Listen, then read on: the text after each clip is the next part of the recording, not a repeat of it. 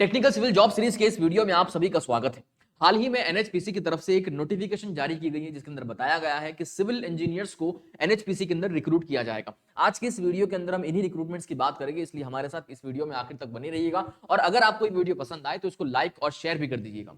तो जैसे कि आप देख सकते हो आपके सामने एनएचपीसी का ऑफिशियल करियर पेज ओपन है। आपको इस करियर पेज की लिंक इस वीडियो के नीचे डिस्क्रिप्शन बॉक्स में और कमेंट बॉक्स में मिल जाएगी, वहां से आप इजीली इस करियर पेज को ओपन कर सकते हो।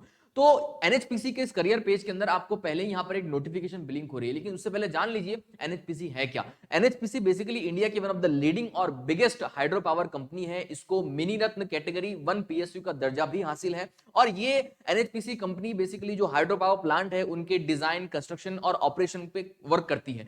तो इस कंपनी की तरफ से जो नोटिफिकेशन जारी किया गया है उसके अंदर आपको पहले करियर सेक्शन के अंदर ये पहली नोटिस दिख रही है, notification for recruitment of TES और टीओएस इन एनएचपीसी लिमिटेड। यहां पर सामने न्यू ब्लिंक हो रहा है, तो आपको क्या करना है, इस पे क्लिक करना है इसके बारे में और फर्दर जानकारी हासिल करने के लिए। ठीक है, जैसे उस पर क्लिक करोगे वैसे ही आपके सामने एनएचपीसी का ऑफिशियल एडवर्टाइजमेंट ओपन हो जाएगा पीडीएफ के फॉर्म में। आप चाहो तो इसको डाउनलोड भी कर सकते हो। अब शुरुआत में आपको यहाँ उसके बारे में, कंपनी के बारे में कुछ बेसिक जानकारी दे रखी है, मैं चाहूंगा आप इसको आराम से पढ़ लीजिएगा डाउनलोड करके। ठीक है, अब बात करते हैं रिक्रूटमेंट डिटेल को लेकर के, भाई किस तरह के रिक्रूटमेंट किए जा रहे हैं। तो आप यहां पर इस टेबल के अंदर, इस कॉलम के अंदर देख सकते हो, आपको सीरियल नंबर 1 के अंदर पहले ही पोस्ट बता रखी है ट्रेनी इंजीनियर सिविल, यानी ट्रेनी सिविल इंजीनियर की पोस्ट रहेगी। E2 ग्रेड रहेगा और 50,000 टू 1,60,000 आपकी पे स्केल होगी, जिसमें आपको पर एनम 3% का इंक्रीमेंट दिया जाएगा। ये तो था आपका पोस्ट कौन सा होगा, ग्रेड क्या होगा, पे स्केल क्या होगा, ये आपको बता दिया। उसके बाद अगर आप इसमें अप्लाई करना चाहते हो तो मिनिमम क्वालिफिकेशन आपकी फुलफिल होनी चाहिए, और वो क्या है, तो यहां आपको साफ साफ बता दिया गया कि आपके पास full time bachelors in degree in engineering और टेक्नोलॉजी, यानी आपके पास बीई, बीटेक या बीएससी सिविल इंजीनियरिंग की डिग्री होनी चाहिए विद मिनिमम 60% मार्क्स। अगर आप एक डिप्लोमा होल्डर हो तो यहां पर आप अलाउड नहीं हो, एलिजिबल नहीं हो। हाँ, अगर आपने डिप्लोमा के बाद बीई की डिग्री कर रखी है तो आप यहां पर अप्लाई कर सकते हो। ठीक है, तो ये कंफ्यूजन दूर कर दीजिएगा।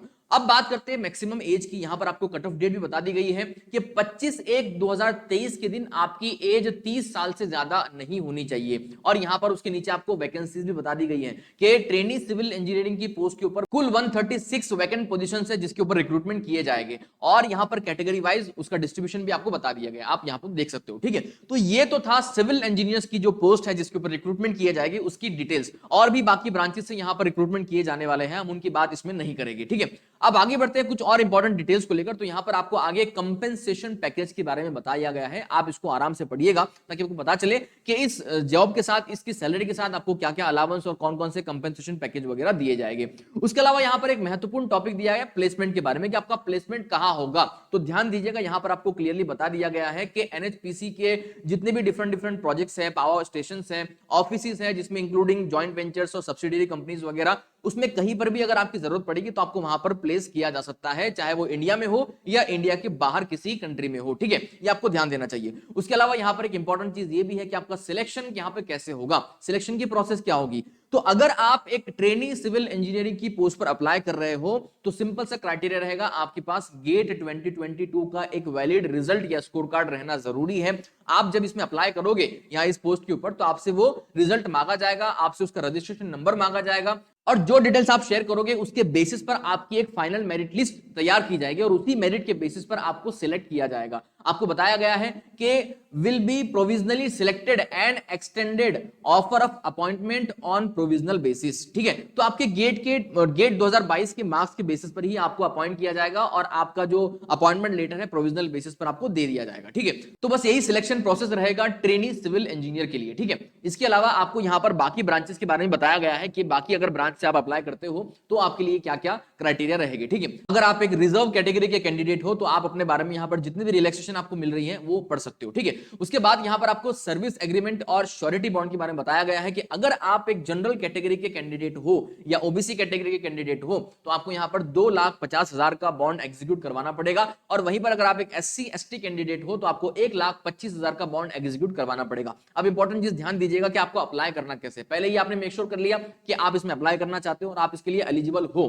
ठीक है, अब आप एलिजिबल हो तो अप्लाई करना कैसे, तो ध्यान दीजिएगा यहां पर आपको सारी चीजें बता रखी है कि अप्लाई अप्लाई करने के लिए शर्त है आपके पास गेट 2022 का एक वैलिड स्कोर कार्ड और उसका रजिस्ट्रेशन नंबर होना, क्योंकि जब आप अप्लाई करोगे तो रजिस्ट्रेशन के वक्त आपसे ये नंबर और आपका स्कोर कार्ड वगैरह मांगा जाएगा, ठीक है। उसके अलावा आपको अप्लाई करना कैसे है, तो आपको साफ साफ बताया गया है कि एनएचपीसी की ऑफिशियल वेबसाइट है, यहां पर आपको इसका एड्रेस भी दे रखा है, आपको इसी पर अप्लाई करना होगा। यहां पर एडवर्टाइजमेंट नंबर आपको दिया है, इस एडवर्टाइजमेंट पे क्लिक करके आपको इसकी जो लिंक है वो अवेलेबल करवा दी जाएगी उसकी रजिस्ट्रेशन डेट के अंदर। अब उसकी रजिस्ट्रेशन डेट क्या है उसकी बात भी हम आगे करते हैं, ठीक है। चलिए, उसके बाद आपको आगे बताया गया है फीस के बारे में कि अगर आप इसमें अप्लाई कर रहे हो और आप एक जनरल या ईडब्ल्यूएस या ओबीसी कैटेगरी के कैंडिडेट हो तो आपको यहां पर 295 रुपीज नॉन रिफंडेबल फीस देनी होगी। और वहीं पर अगर आप एक एससी एसटी या पीडब्ल्यूबीडी या एक्स सर्विसमैन कैंडिडेट हो तो फिर आपको यहां पर कोई फीस देने की जरूरत नहीं है। उसके बाद यहां पर आपको और भी तीसरे पॉइंट के अंदर बताया गया कि अप्लाई करने से पहले जरूरी है कि आप सारे इंस्ट्रक्शंस केयरफुली रीड करें ऑनलाइन एप्लीकेशन को फिलअप करने से पहले, और एक्यूरेसी के साथ सारी डिटेल्स वहां पर फिलअप करें। उसके बाद आपको यहां पर बताया गया है कि candidate can visit the online registration site. ध्यान दीजिएगा, ये आपकी रजिस्ट्रेशन साइट की डिटेल है जो कि आपको 5 जनवरी 2023 से अवेलेबल होगी। ये लिंक आपको 5 जनवरी 2023 सुबह 10 बजे से अवेलेबल करवा दी जाएगी और इसकी आखिरी डेट रहेगी रजिस्ट्रेशन की 25 जनवरी 2023 11:55 रात की, ठीक है। तो ये आपको ध्यान रखना है, ऑनलाइन रजिस्ट्रेशन आपका 5 जनवरी से 25 जनवरी के बीच रहेगा। अब अप्लाई करने के लिए आपको सारे स्टेप्स यहां पर बिल्कुल क्लियरली बता दिए गए कि स्टेप्स 1 आपको क्या करना है, स्टेप 2 क्या करना है, स्टेप 3 क्या करना है, और जब आप अप्लाई कर रहे हो इसमें जब अपलोड करें डॉक्यूमेंट वगैरह उसकी भी सारी डिटेल्स आपको बता रखी है कि आपको किस फॉर्म में कितनी साइज के डॉक्यूमेंट अपलोड करने हैं। तो आप कृपया करके इन सभी चीजों को ध्यानपूर्वक तरीके से पढ़िएगा, समझिएगा और उसके बाद जो है अपनी सारी फाइल वगैरह अपलोड करके रजिस्टर करिएगा, ठीक है। उसके अलावा यहां पर आपको और भी कुछ इंपॉर्टेंट चीजें बताई गई है। मैं चाहूंगा इस पीडीएफ फाइल को डाउनलोड करके या इस वीडियो को यहीं पर रोक के आप आराम से इन सभी पॉइंट्स को एक बार पढ़ लीजिएगा। उसके बाद आपको यहां बताया गया है कि जनरल इंफॉर्मेशन कुछ और भी है जो आपको ध्यान रखने हैं, कुछ इंस्ट्रक्शंस आपको दे रखे हैं, ये भी आप पढ़ लीजिएगा आराम से,